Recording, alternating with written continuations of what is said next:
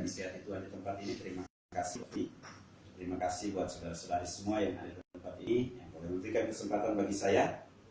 Ya, pertama-tama saya memperkenalkan diri saya. Nama saya Pendeta Misraitun Liu.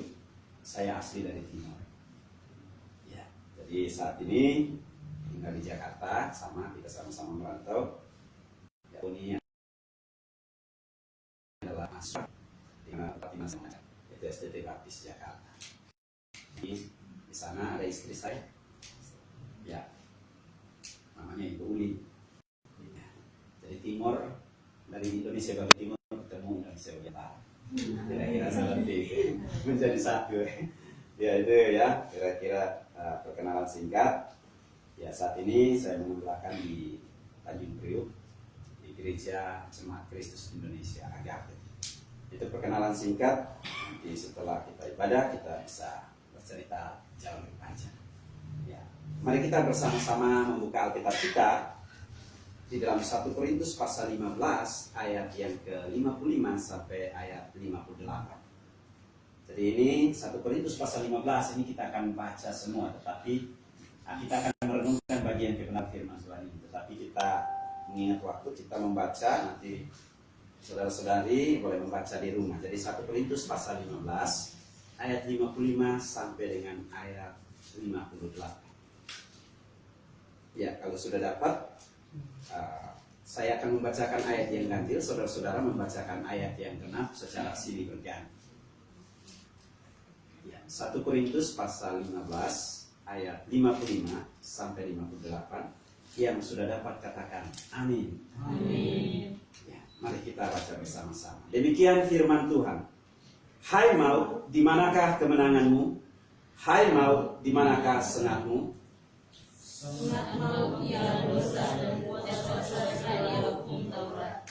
Tetapi syukur kepada Allah yang telah memberikan kepada kita kemenangan oleh Yesus Kristus Tuhan kita. Karena itu saudara-saudaraku yang kekasih, berdirilah teguh, jangan goyah, dan giatlah selalu lakukan Tuhan. Sebab engkau bahwa dalam setan dengan Tuhan, jerih payahmu tidak sia-sia. Kita bersama-sama ayat 58, 1, 2, 3. Karena itu saudara-saudaraku yang kekasih, berdirilah teguh, jangan goyah, dan giatlah selalu pekerjaan Tuhan. Sebab kamu tahu bahwa dalam persekutuan dengan Tuhan, jerih payahmu tidak sia-sia. Demikian kebenaran firman Tuhan, dan yang berbahagia adalah kita yang mendengarkan serta melakukannya di dalam kehidupan kita hari lepas hari. Tema firman Tuhan pada sore hari ini adalah kuasa kemenangan sejati. Kuasa kemenangan sejati. Kalau kita berbicara tentang kuasa kemenangan sejati, berarti ada kuasa kemenangan yang tidak sejati.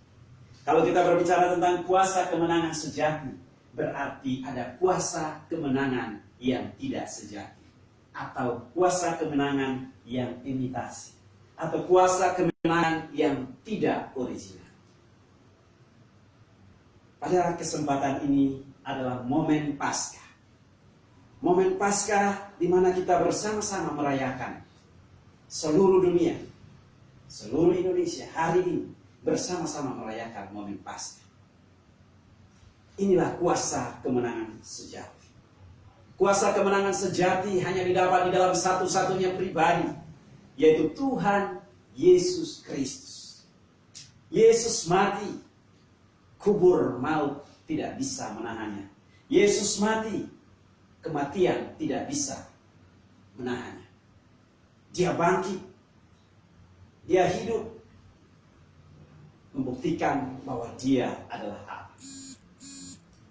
Kebangkitan Kristus memberikan kepastian kepada kita, orang-orang yang hari ini menaruh harapan, menaruh iman kita, menaruh percaya kita kepada Tuhan Yesus Kristus. Kematian Yesus Kristus, Dia telah mati bagi kita, menanggung segala dosa kita, pemberontakan kita, pelanggaran kita, kejahatan kita. Tetapi hari ini kita bersama-sama memperingati kebangkitannya. Dia mengalahkan yang namanya maut. Dia bangkit, dia mengalahkan yang namanya iblis. Dia bangkit, dia mengalahkan yang namanya kelemahan. Dia bangkit mengalahkan yang namanya keterbatasan dan kekurangan saya dan saudara sekalian. Tapi yang menjadi pertanyaan bagi kita, mengapa hari ini ada begitu banyak orang yang percaya Yesus, tahu Yesus, tetapi justru tidak pernah mengalami yang namanya kemenangan sejati? Mengapa ada begitu banyak orang di luar sana menggunakan salib gede, menggunakan atribut-atribut kekristenan yang luar biasa, tetapi dalam perjalanan hidup mereka tidak pernah mengalami yang namanya kemenangan? Justru kegagalan demi kegagalan yang mereka alami. Ini menjadi bahan perenungan bagi kita pada kesempatan hari ini.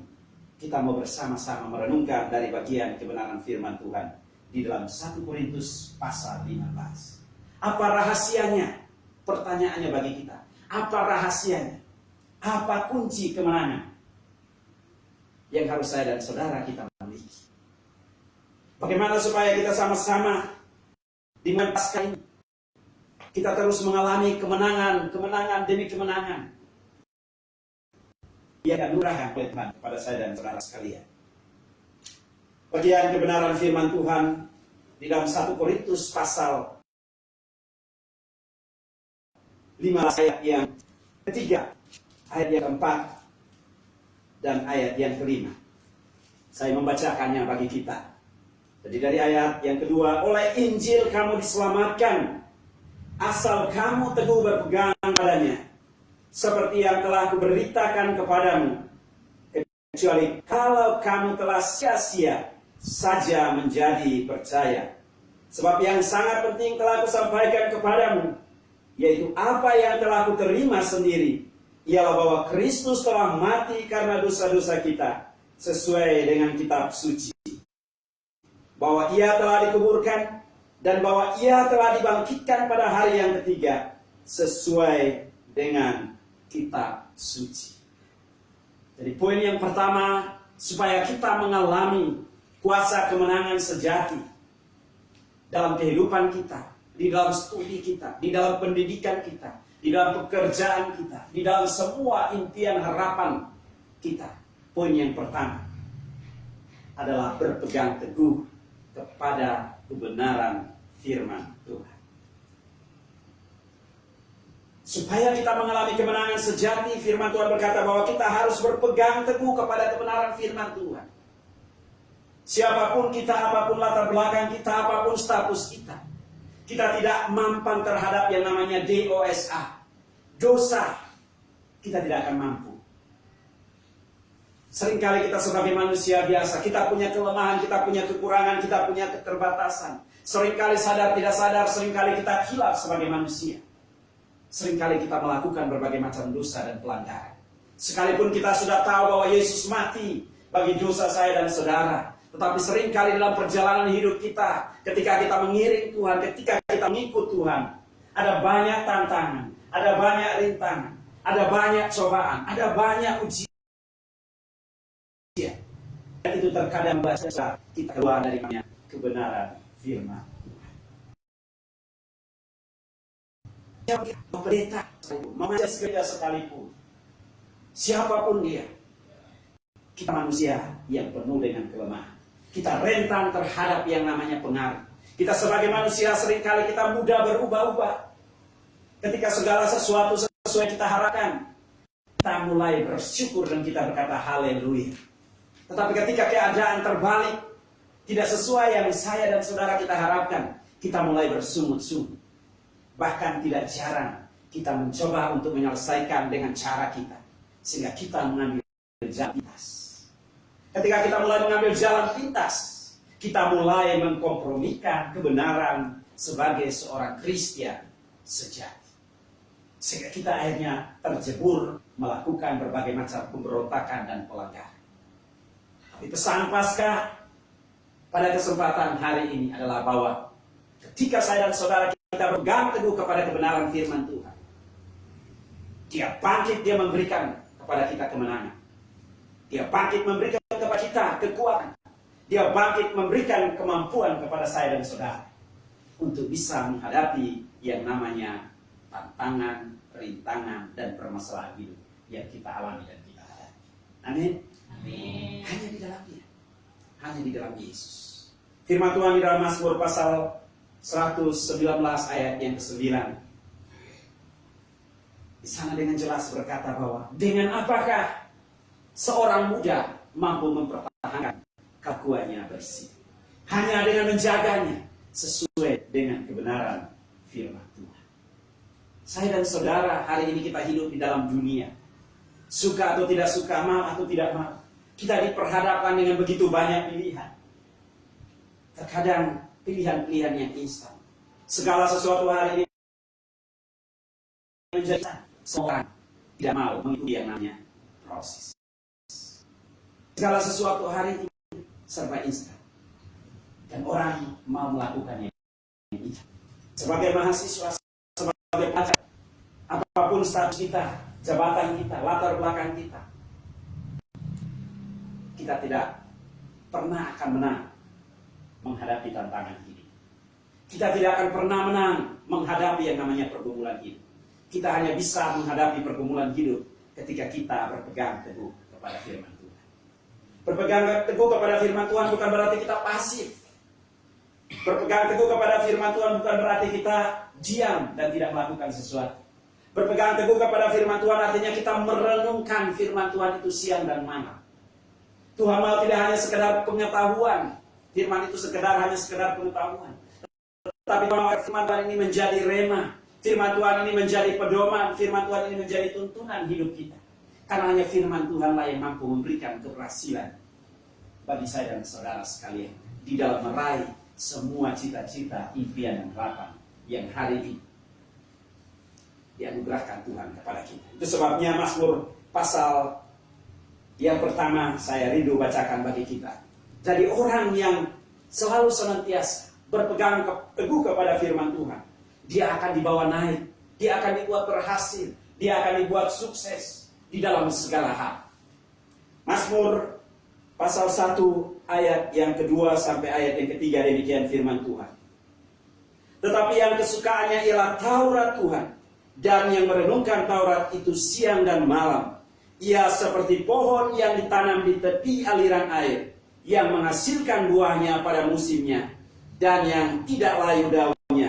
Apa saja yang diperbuatnya berhasil. Jadi kunci keberhasilan saya dan saudara sekalian bukan terletak pada kekuatan kita, bukan terletak kepada kemampuan kita, terletak kepada kebenaran firman Tuhan yang kita renungkan setiap saat, setiap waktu, setiap menit. Ini yang Tuhan rindukan. Jadi firman Tuhan berkata bahwa tidak layu daunnya, apa saja yang diperbuatnya pasti berhasil. Jadi ketika kita berpegang teguh kepada kebenaran firman Tuhan, maka kita akan melihat bagaimana Tuhan, tangan Tuhan menolong saya dan saudara, sehingga kita bisa meraih semua yang menjadi impian dan harapan kita. Satu bagian ayat firman Tuhan di dalam Amsal, mengapa pentingnya kita sebagai mahasiswa, mahasiswi, sebagai pelajar, kita harus berpegang teguh kepada firman Tuhan. Karena Tuhan satu-satunya sumber pengetahuan, Tuhan satu-satunya sumber hikmat bagi saya dan saudara. Jadi ayat firman Tuhan ini menjadi ayat pegangan bagi saya ketika saya masih kuliah. Amsal 2 ayat yang ke-6. Kita mau baca ini bersama-sama. Mengapa pentingnya saya dan saudara sekalian? Kita harus berpaut. Kita harus berpegang teguh kepada kebenaran firman Tuhan. Ayat yang ke-6 kita baca bersama-sama dari Amsal 2 ayat yang ke-6. 1, 2, 3. Karena Tuhanlah yang memberikan hikmat, dari mulutnya datang pengetahuan dan kepandaian. Jadi saudara-saudaraku yang kekasih di dalam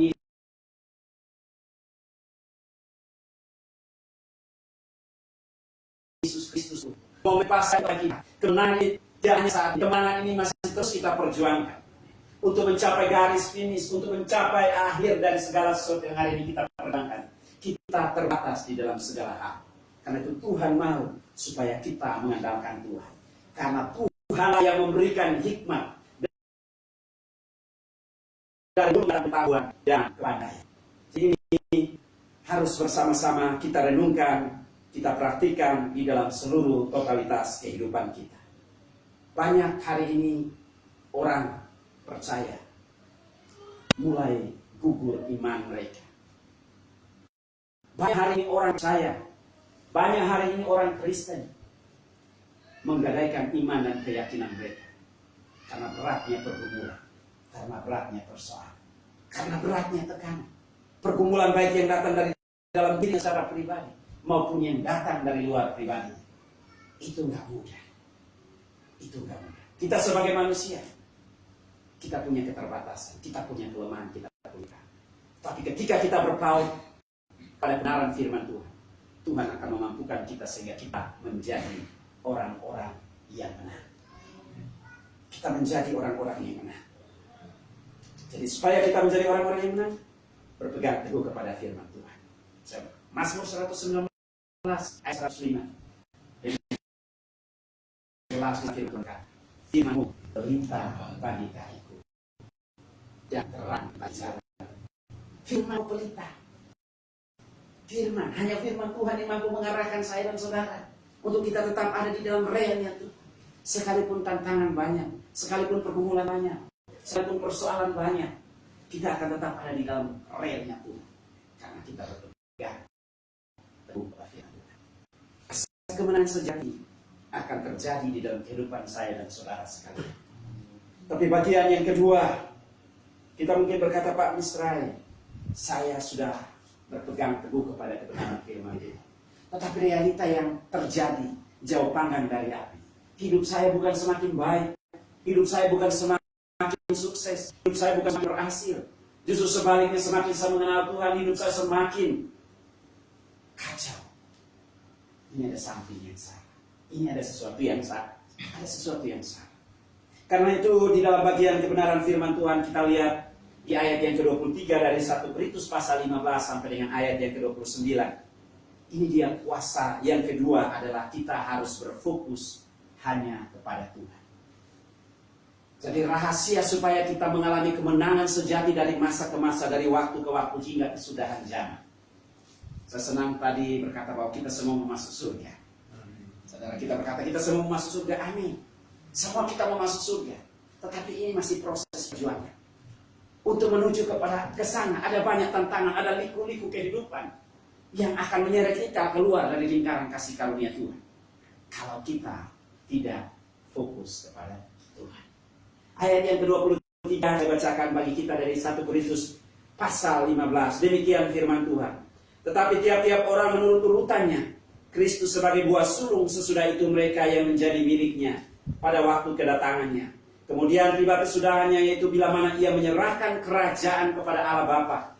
Sesudah ia membinasakan segala pemerintahan, kekuasaan dan kekuatan. Karena ia harus memegang pemerintahan sebagai raja sampai Allah meletakkan semua musuhnya di bawah kakinya. Musuh yang terakhir yang dibinasakan ialah maut. Sebab segala sesuatu telah ditaklukkannya di bawah kakinya. Tetapi kalau dikatakan bahwa segala sesuatu telah ditaklukkan, maka teranglah bahwa ia sendiri yang telah menaklukkan segala sesuatu di bawah Kristus tidak termasuk dalamnya.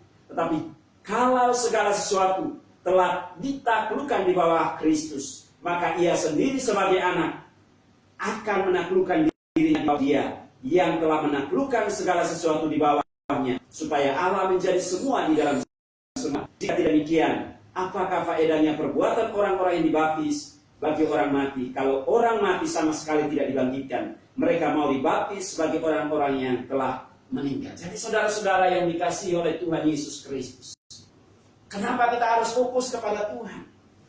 Karena kita tahu bahwa kita harus fokus kepada Tuhan Yesus Kristus. Kenapa? Yesus Kristus telah menaklukkan segala kuasa di alam semesta ini, kuasa iblis, kuasa kegelapan, kuasa setan. Semua sudah ditaklukkan di bawah kaki Kristus. Dan terakhir, firman Tuhan berkata, kuasa maut yaitu dosa. Hai maut, di manakah sengatmu? Sengat maut ialah dosa. Tapi semua sudah ditaklukkan di bawah kaki Kristus. Segala pemerintahan yang ada di atas maupun yang ada di bawah kolong langit ini, semua ditaklukkan di bawah kaki Kristus. Jadi kita harus fokus kepada Tuhan Yesus Kristus. Salib. Fokus kepada salib Kristus. Salib Kristus memberikan kemenangan. Salib Kristus memberikan kepastian. Salib Kristus memberikan kepada kita kemenangan yang luar biasa. Ini janji firman Tuhan. Permasalahannya seringkali kita sadar atau tidak sadar, suka atau tidak suka, kita mengalami kegagalan karena kita fokus kepada apa kata orang. Seringkali kita membiarkan diri kita ditentukan oleh orang lain. Apa kata orang, apa kata si A, apa kata si B. Sehingga akhirnya kita membiarkan diri kita mengalami yang namanya kekalahan. Seringkali tak ditentukan oleh situasi, keadaan yang ada di sekeliling kita. Seringkali kita memperbandingkan diri kita dengan si A, si B, si C, dan seterusnya. Sehingga akhirnya membuat kita menjadi lemah. Membuat kita menjadi patah arah. Membuat kita menjadi hilang semangat. Tapi firman Tuhan pada kesempatan hari ini menegaskan kepada kita bahwa jangan kita berfokus kepada apa kata orang. Jangan kita berfokus kepada situasi dan keadaan. Tapi Tuhan mau ketika kita punya pergumulan, ketika kita punya permasalahan, ketika kita punya persoalan, datang cari Tuhan, hampiri Tuhan, Dia mati, Dia bangkit. Ketika kita datang dan berseru kepada Tuhan, Dia memberikan solusi dan jawaban bagi kita sekalian. Sebabnya ada pujian yang berkata, sebab Dia hidup, ada hari esok. Sebab Dia hidup, ku tak gentar. Karena ku tahu Dia pegang hari esok. Hidup jadi berarti sebab Yesus hidup. Hidup menjadi berarti bukan karena siapa kita, tetapi karena Yesus kita hidup. Amin. Yesus kita hidup, Dia memberikan kepastian akan keberhasilan, akan kemenangan, akan kesuksesan bagi saya dan saudara. Karena itu mari kita bangkit. Kalau selama ini kita mempertanyakan Tuhan, kalau selama ini kita berjalan atas apa kata orang, kalau selama ini kita berjalan atas apa yang kita andalkan, mari kita mau berfokus pada. Sebab apa? Ketika kita mengandalkan kekuatan kita, kita terbatas di dalam setiap hal. Yang ada ketika kita mengandalkan kekuatan, ada begitu banyak orang di luar sana mengandalkan kekuatan mereka. Akhirnya apa? Yang ada nihil. Mereka berusaha, mereka berjuang, mereka berupaya tanpa melibatkan Tuhan. Yang ada bukan keadaannya menjadi lebih baik, tetapi keadaannya makin memburuk. Tetapi orang yang mengandalkan Tuhan, orang yang berfokus kepada Tuhan, dia dibawa naik. Ada masalah, yes, ada pergumulan, iya, ada tantangan, iya, tetapi orang yang melangkah dan berjalan bersama Tuhan, berfokus kepada Tuhan, dia akan diberikan kekuatan yang baru. Firman Tuhan di dalam Roma pasal 8, kita mau lihat bersama-sama, kita mau baca bersama-sama. Tuhan memberikan kemenangan kepada saya dan saudara sekalian.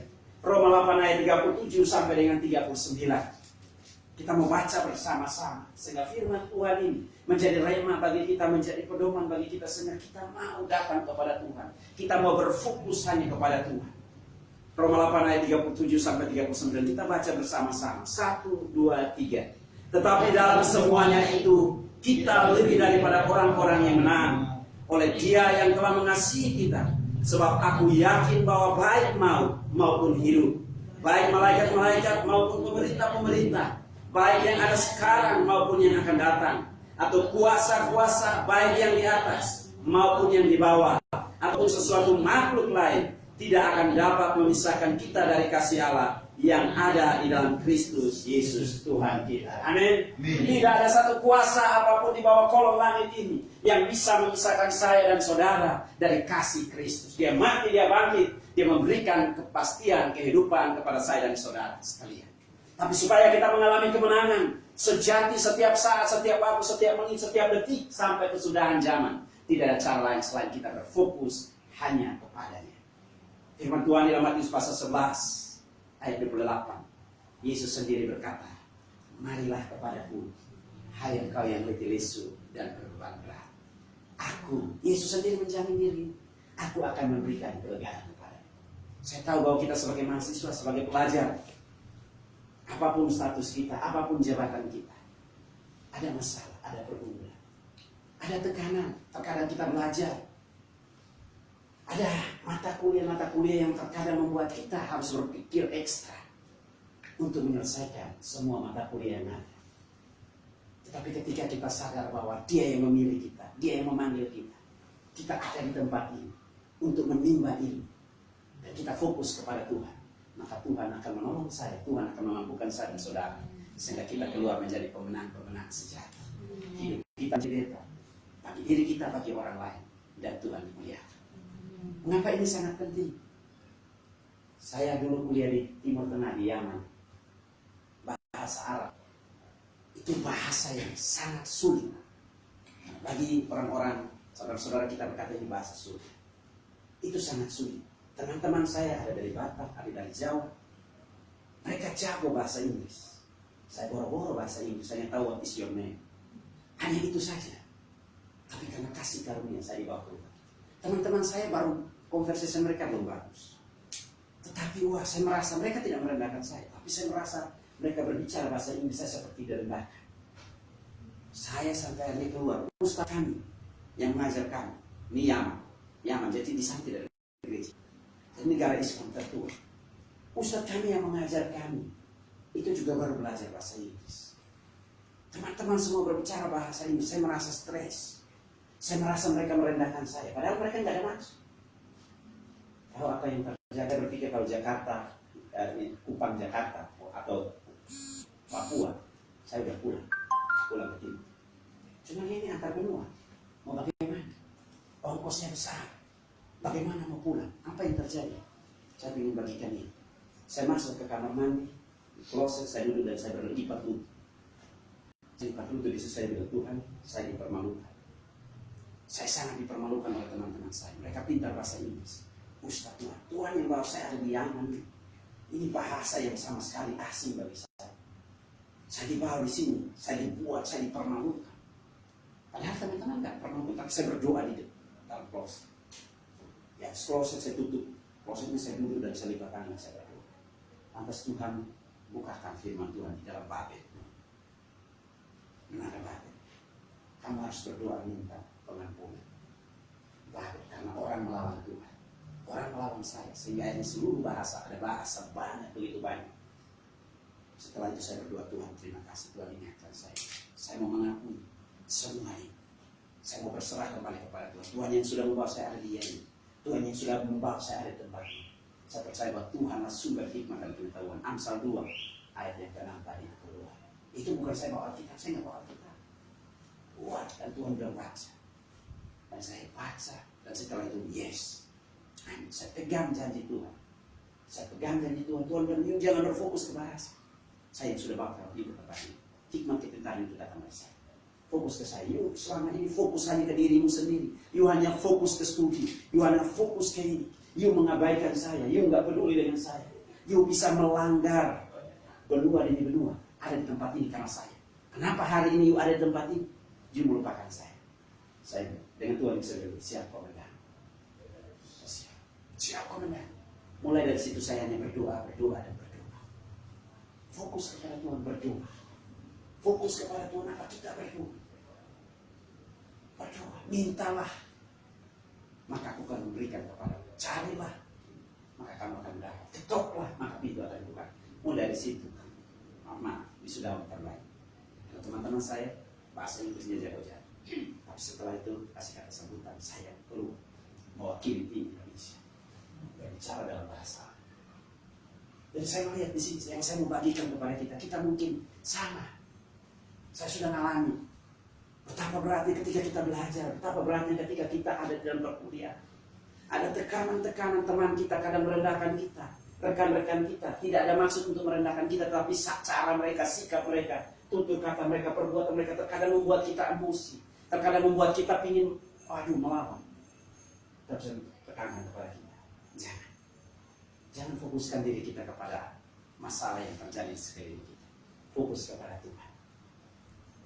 Dan lihat karya Tuhan. Kuasanya dinyatakan dalam kehidupan saya dan saudara sekalian. Ini yang Tuhan mau. Ini yang Tuhan rindukan. Betapa beratnya tantangan dan pergumulan hidup kita. Kita ada di tanah rantau. Bukanlah sesuatu yang mudah. Kita meninggalkan semua keluarga, sanak famili kita. Kita ada di tempat ini. Dengan satu tekad. Kita sudah keluar, kita harus kembali. Kita berhasil dan kita membangun daerah di mana kita ada. Amin. Jangan kita fokus dengan Tuhan. Jangan fokus dengan apa kata orang. Jangan fokus dengan pengaruh-pengaruh yang ada di sekeliling kita. Kiri, kanan, muka, belakang kita. Fokus saja dengan Tuhan. Dan kita mau melihat karya Tuhan dinyatakan dalam hidup kita. Saya berbicara depan orang-orang yang luar biasa. Ini orang-orang juta-jutanya Tuhan. Orang-orang pilihannya Tuhan. Engkau hanya lantai. Tak semua orang. Yang tinggal fokus pada Tuhan. Orang lihat hari ini, wah. Orang lihat hari ini, Pak Misra keren. Tapi orang nggak tahu seberapa besar proses yang saya lakukan. Maaf, cacat saya di Jakarta. Cacat dari Timor Italia. Siapa yang mau peduli? Orang nggak peduli. Ketika saya berjalan, atas apa kata orang, saya mulai punya kepanikan. Saya mulai hanya itu menghambat saya.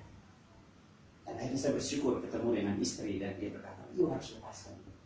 Ada pengkhianatan, teman yang kita berpikir teman akal, itu kadang bisa menusuk kita dari belakang. Ada teman sahabat yang kita sudah berpikir bahwa ini teman yang luar biasa, tapi di depan kita dia bermulut manis, tapi di belakang kita nggak tahu. Itu sebabnya saudara-saudara yang dikasih oleh Tuhan Yesus, mari kita andalkan Tuhan, fokus hanya kepada Tuhan untuk meraih semua impian harapan yang Tuhan sediakan bagi kita. Di dalam Yeremia pasal 29 ayat yang ke-11, saya rindu kita bacakan bersama-sama ayat ini. Yeremia pasal 29 ayat yang ke-11, di sana firman Tuhan yang jelas berbunyi demikian. Kita bersama-sama baca supaya kita ini menjadi betul-betul menjadi rema di dalam hidup kita, menjadi pegangan, menjadi pedoman bagi kehidupan kita. 1, 2, 3. Sebab aku ini mengetahui rancangan-rancangan apa yang ada padaku mengenai kamu. Demikianlah firman Tuhan, yaitu rancangan damai sejahtera dan bukan rancangan kecelakaan, untuk memberikan kepadamu hari depan yang penuh harapan. Jadi Tuhan mau supaya Tuhan memberikan hari depan yang penuh dengan harapan kepada saya dan saudara sekalian. Ayat selanjutnya, ayat yang ke-12. Dan apabila kamu berseru dan datang untuk berdoa kepadaku, maka aku akan mendengarkan. Ayat 13. Apabila kamu mencari aku, kamu akan membuka. Apabila kamu menanyakan aku dengan segenap hati. Ayat yang ke-14. Aku akan memberi kamu menemukan aku. Dia firman Tuhan. Dan aku akan memulihkan keadaanmu. Dan akan mengumpulkan kamu dari antara segala bangsa.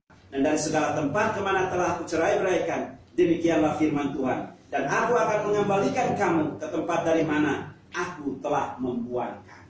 Jadi saudara-saudara yang dikasihi oleh Tuhan Yesus Kristus, rancangan Tuhan adalah rancangan yang penuh dengan harapan. Karena itu jangan pernah kita merasa minder, jangan pernah kita merasa gentar, jangan pernah kita merasa khawatir, jangan pernah kita merasa takut.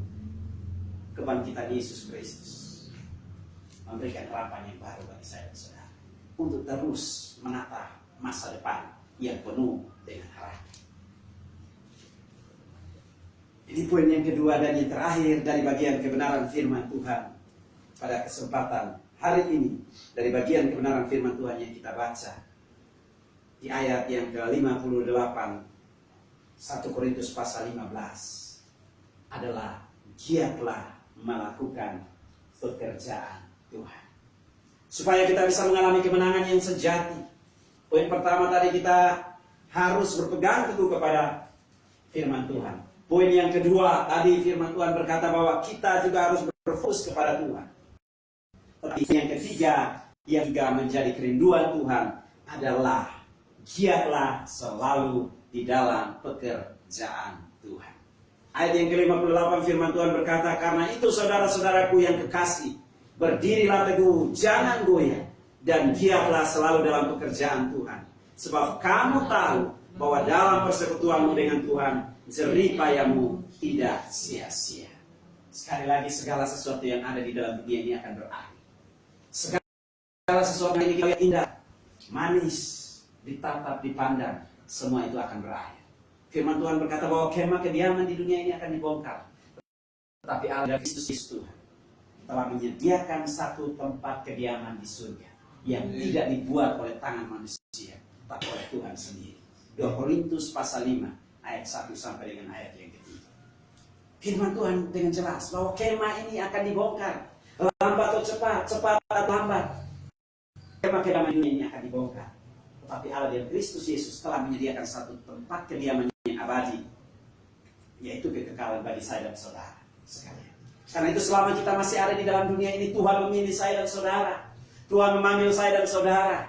Di samping dipanggil supaya kita dibekali, diperlengkapi, supaya hidup kita mempermuliakan Tuhan. Kita dipanggil oleh Tuhan dengan karunia, dengan talenta, dengan potensi yang berbeda-beda, agar melalui hidup saya dan saudara sekalian kita memuliakan Tuhan. Hari ini kita mungkin sebagai senior, kita mungkin sebagai WR, kita mungkin sebagai apa saja. Firman Tuhan berkata bahwa apapun yang kamu lakukan, apapun yang kamu kerjakan, entah kita belajar, entah kita tidur, entah kita duduk, entah kita berjalan, entah kita melakukan apa saja, lakukanlah segala sesuatu sama seperti kamu lakukan untuk Tuhan. Jadi definisi pelayanan, giatlah dalam pekerjaan Tuhan, bukan harus jadi pendeta. Tidak harus jadi pendeta. Tuhan memanggil kita, Tuhan memilih kita supaya kita menjadi garam, kita menjadi terang di tengah-tengah dunia yang penuh dengan kegelapan. Saya ingat papa saya, waktu saya masih SD, kami berkebun, papa saya berpesan ke saya, "Nak, papa rindu semua kalian ini biar tidak jadi pendeta, asal jadi pendeta." Apa saya nyanyi lagu itu? Hai pemuda dan pemudi, bekerja di ladang Tuhan, biar tidak jadi pendeta, asal jadi pelita. Itu papa saya. Saya ingat persis, saya masih SD. Papa saya berkata bahwa kita dipanggil oleh Tuhan. Kamu mungkin tidak menjadi pendeta, tapi Tuhan memilih kita, Tuhan memanggil kita. Siapapun kita, apapun latar belakang kita, apapun status kita, Tuhan menempatkan kita di dalam marketplace kita masing-masing. Nanti di kemudian hari saudara-saudara ada yang dulu di DPR, ada saudara-saudara yang dulu di DPRD, ada saudara-saudara yang dulu menjadi wakil di dalam pemerintahan, menjadi gubernur, menjadi bupati, menjadi apa saja, wali kota. Kita melayani. Tuhan memilih saya dan saudara sekalian. Tuhan tempatkan kita di marketplace kita masing-masing, supaya kita menjadi saluran berkat. Banyak orang hari ini berkata mau menjadi pendeta, jadi mau melayani itu jadi pendeta. Tidak. Di dalam Alkitab Tuhan Yesus tidak mengajarkan itu. Itu sebabnya kita semua pada kesempatan hari ini, Tuhan sudah menebus kita, Tuhan sudah menyelamatkan saya dan saudara. Tuhan sudah membebaskan kita. Kita adalah orang-orang yang berutang. Karena kita adalah orang-orang yang berutang, utang harus dibayar. Dan Tuhan tidak meminta saya dan saudara supaya naik di atas kayu salib, supaya disalibkan. Tetapi Tuhan meminta diri dan hidup saya dan saudara sekalian. Kita menjadi garam, kita menjadi terang di tengah-tengah lingkungan di mana kita berada, di tengah-tengah kampus di mana kita belajar, di tengah-tengah lingkungan akademika di mana kita belajar. Sehingga hidup kita menjadi pantulan yang memuliakan Tuhan. Maka kita akan mengalami keberhasilan, kemenangan, karena kasih anugerah Tuhan yang dianugerahkan kepada saya dan saudara sekalian. Jadi mau mengalami yang namanya kuasa kemenangan sejati, mari kita lakukan kebenaran firman Tuhan ini. Berpeganglah kepada kebenaran firman Tuhan. Fokus kepada Tuhan. Jangan lihat diri saya, jangan lihat diri saudara. Jika kita lihat diri kita, kita terbatas di dalam segala. Jangan lihat papa mama kita, mereka juga terbatas. Fokus kepada Tuhan dengan berdoa mencari hadirat Tuhan. Dan yang ketiga, giatlah selalu senantiasa melakukan pekerjaan Tuhan. Apapun kita bagikan dari dalam Kristus, orang bisa memuliakan Yesus melalui kehidupan saya, sikap, tindakan, perbuatan saya dan saudara. Dan kita mengalami yang namanya kemenangan yang sejati dari masa ke masa. Biarlah kiranya kebenaran firman Tuhan di kesempatan sore hari ini menjadi saluran berkat bagi kita dan Tuhan Yesus Kristus dimuliakan. Mari kita berdoa. Allah Tritunggal, Allah yang Maha Kuasa, Allah Pencipta.